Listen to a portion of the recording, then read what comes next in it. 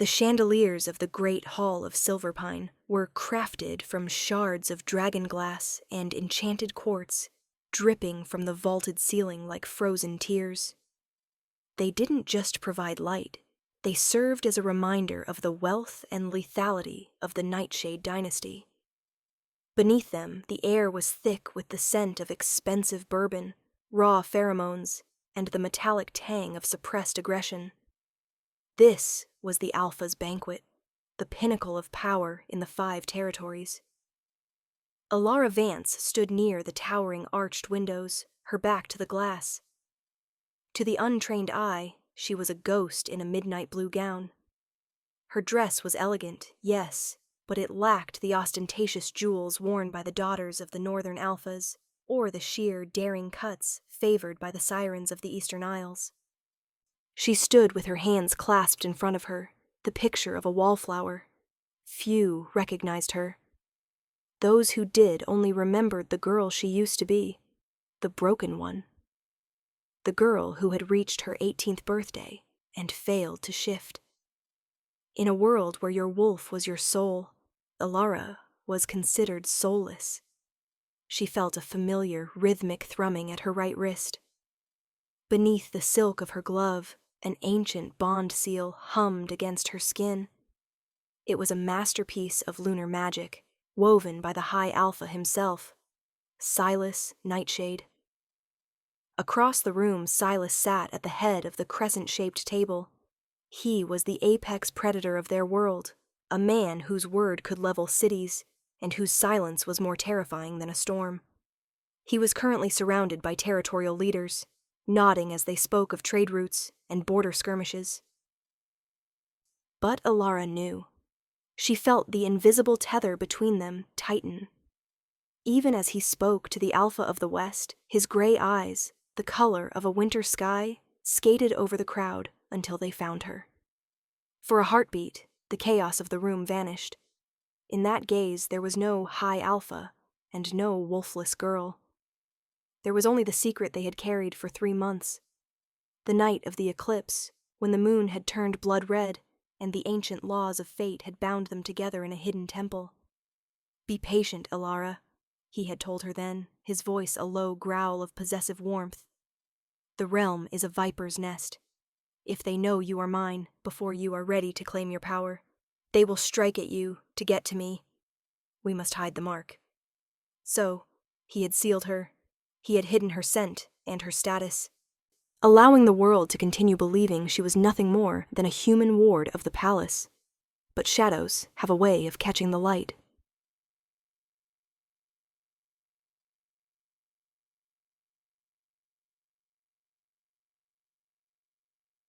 The heavy oak doors of the hall swung open, and the herald announced the arrival of the Northern Reach delegation. Elara's breath hitched. She knew that scent before she saw the man. Cedarwood, cold mountain air, and a bitter, lingering smell of arrogance. Julian Vane walked in as if the floor had been laid specifically for his feet. He was the beta of the Northern Reach, a man whose handsome features were marred only by the habitual sneer he wore like a badge of office. 3 years ago, Julian had been Elara's entire world. They were childhood sweethearts, promised to one another by their families. But when Elara's 21st birthday had passed without a shift, when it became clear she would never carry a wolf, Julian hadn't just left her. He had humiliated her. He had stood before the Pack Council and formally rejected their bond, calling her defective and a waste of good lineage. He hadn't seen her yet. He was busy greeting other high-ranking wolves, laughing with a boisterousness that spoke of too much wine before even entering the hall. Elara tried to shrink further into the shadows of the heavy velvet curtains. She didn't want a confrontation. She didn't want to ruin Silas's night. But fate is a cruel mistress, and Julian's hazel eyes were sharp. He froze mid-sentence, his gaze locking onto her. A slow, predatory grin spread across his face. He excused himself from his companions and began to weave through the crowd, his eyes never leaving hers.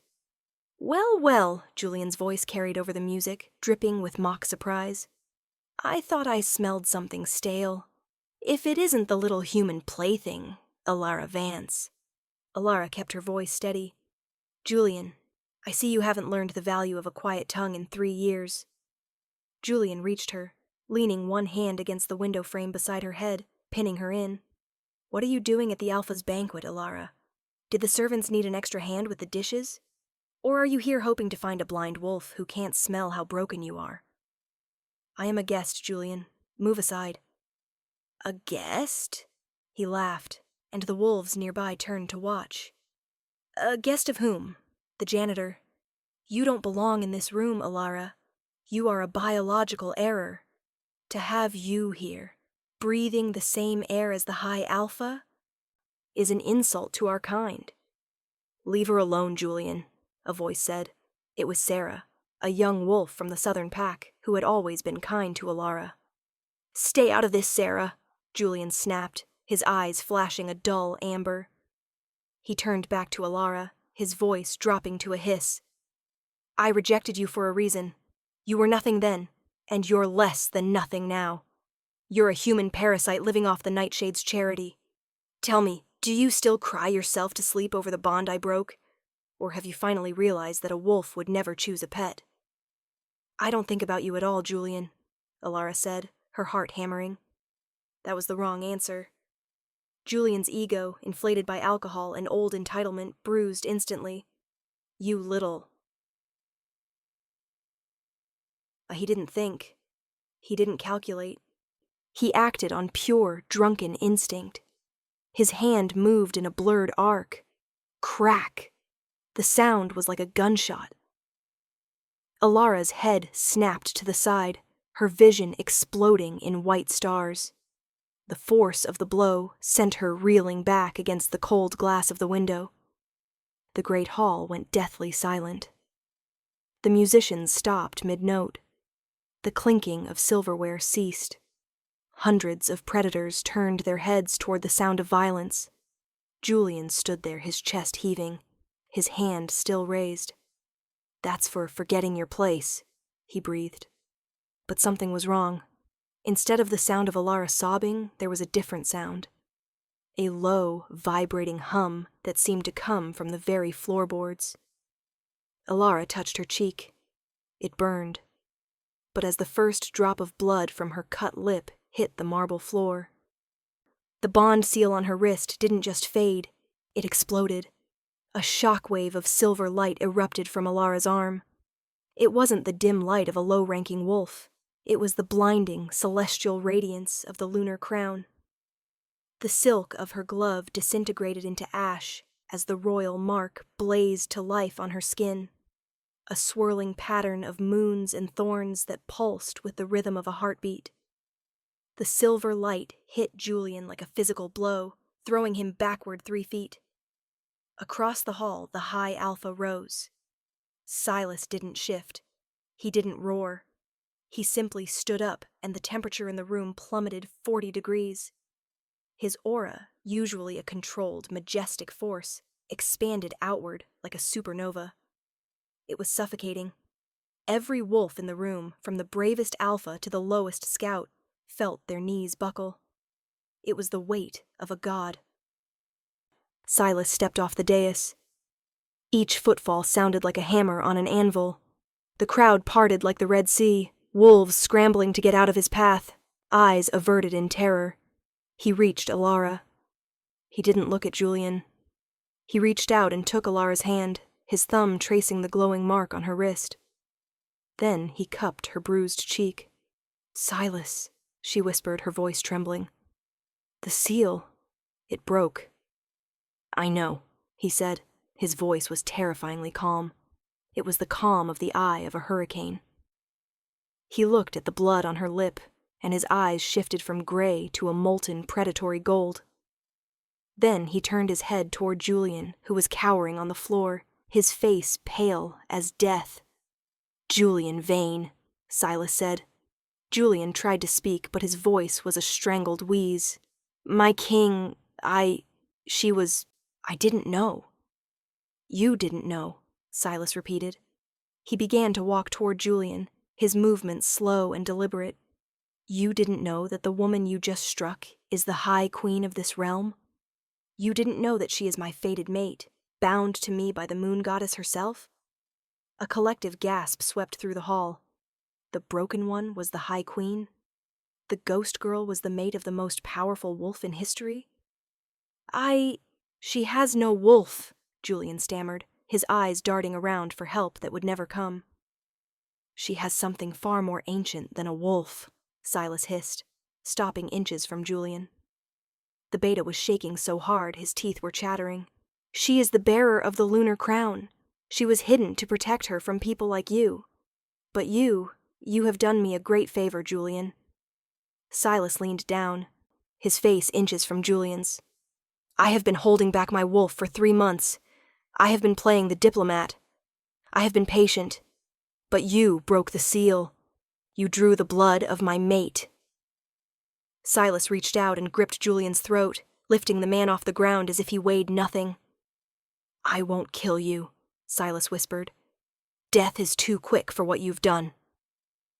Silas turned his gaze to the elders of the Northern Reach. "Effective immediately, Julian Vane is stripped of his rank, his title, and his pack connection. He is rogued." Julian let out a horrific scream as Silas's power surged into him, forcibly severing the spiritual ties that bound him to his pack. It was a fate worse than death for a wolf, to be cast out, alone, without the protection of the mind link. Silas dropped him like a sack of grain. "Throw him out. If he is ever seen within the 5 territories again, hunt him." As the guards dragged Julian away, Silas turned back to Elara. The silver light from her wrist was still pulsing, illuminating the entire hall. He didn't ask her to hide it. Instead, he took her hand and led her toward the head table. He sat her in the chair beside his, the throne that had been empty for centuries. "The Queen has returned," Silas announced, his voice echoing with the power of the bond. Every wolf in the room dropped to their knees. A sea of bowed heads, all showing reverence to the woman they had once mocked. Elara sat tall, her cheek still stinging, but her spirit finally free.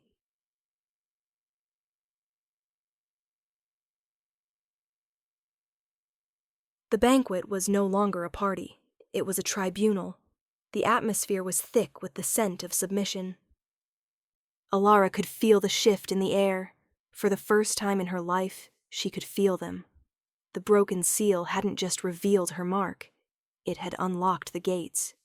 "Silas," she whispered, her hand gripping his under the table. "I can hear them. All of them." "The Lunar Crown is more than a mark, Elara," Silas replied, his voice a low vibration that calmed her nerves. "It is a conduit. You are the heartbeat of the packs now. You aren't just my mate. You are their mother, their judge, and their protector." Across the table, the Alpha of the West, a stern man named Merrick, stood up and bowed. "My queen, we had no idea. The slights we may have inadvertently caused, we ask for your mercy." Elara looked at him. She didn't see a terrifying Alpha. She saw his fears, his loyalty, and his hidden anxieties about the winter food supply. The lunar power allowed her to see through the masks. "Mercy is earned, Alpha Merrick," Elara said, and her voice sounded different, resonant, layered with a hidden strength. "But I do not seek revenge for the past. I only seek loyalty for the future." Silas smiled, a rare, genuine expression that made the other Alphas shiver. He knew he had chosen well. But the night was not over. A sudden crash echoed from the balcony. A group of masked figures, shadow wolves from the exiled Forbidden Territories, leaped into the hall. They were the disciples of Fenris, a cult that believed the Nightshade line was weak. "The king is distracted by a human whore," their leader cried, brandishing a silver-edged blade. "Kill them both!" The room erupted into chaos. Alphas shifted into their massive wolf forms, fur tearing through silk and wool. The sound of growls and clashing steel filled the air. Silas stood, his eyes turning fully black, as his wolf, Vane, pushed to the surface. He was a beast of nightmare proportions, midnight black, and twice the size of a standard alpha. "Stay behind me!" Silas roared, but Elara didn't move back.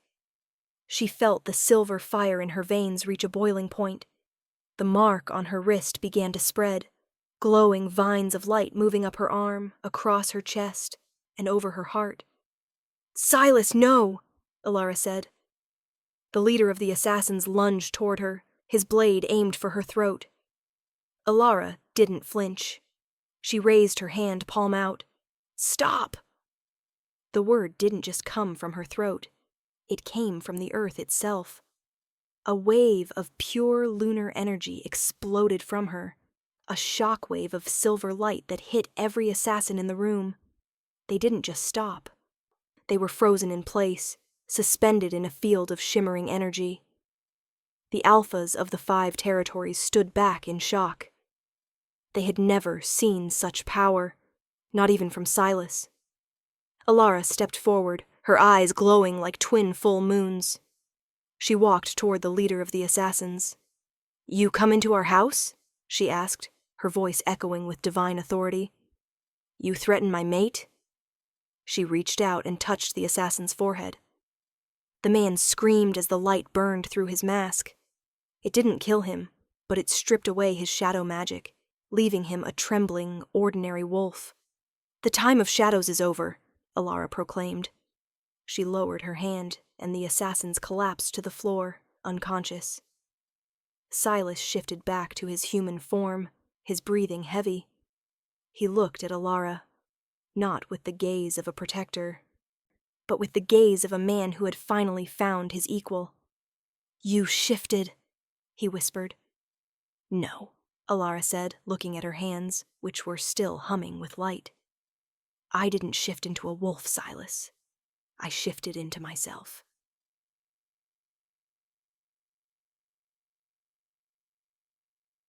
The following morning, the sun rose over a different world. The story of the slap that echoed through the realm had already traveled to the furthest corners of the territories. Julian Vane was a memory. Elara Vance was a goddess. They stood on the balcony of the royal apartments, looking out over the sprawling city of Silverpine.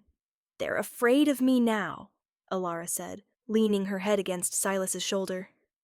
"Good," Silas replied, his arms wrapping around her. "Fear is the beginning of respect. But soon they will love you, because you saved them last night. You saved all of us." Elara looked down at the mark on her wrist. It was no longer hidden. It was a promise. "What happens now?" she asked. "Now," Silas said, turning her to face him, "we show them what a true king and queen can do. We rebuild, we unite, and we make sure no one ever dares to strike a woman in this realm again." He leaned down and kissed her, a seal more powerful than any magic. Miles away, at the edge of the frozen wastes, Julian Vane stumbled through the snow. His clothes were rags, his skin blue with cold. He was a rogue, a wolf without a home. But he wasn't alone. A figure emerged from the blizzard, a man with eyes of shifting violet, wearing robes of black silk. "You did well, Julian," the man said, his voice a sibilant hiss. "I did well?" Julian wheezed, collapsing into the snow. "I lost everything. She's the queen." "She's the lunar bearer." "Exactly," the man said, smiling to reveal rows of needle-sharp teeth. "We needed her to reveal herself. The mark is active now. The beacon is lit. Now we can find her. Now we can take what is ours." Julian looked up in terror. "Who are you?" "I am the one who was here before the alphas," the man said, reaching down to touch Julian's forehead. "And I am the one who will be here when they are gone." The blizzard swallowed them both, leaving only the sound of the wind howling like a wounded wolf. Don't forget to share this story. If you have a friend who loves tales of the underdog rising to the top, send this to them. Help us grow the pack. Hit subscribe and stay tuned.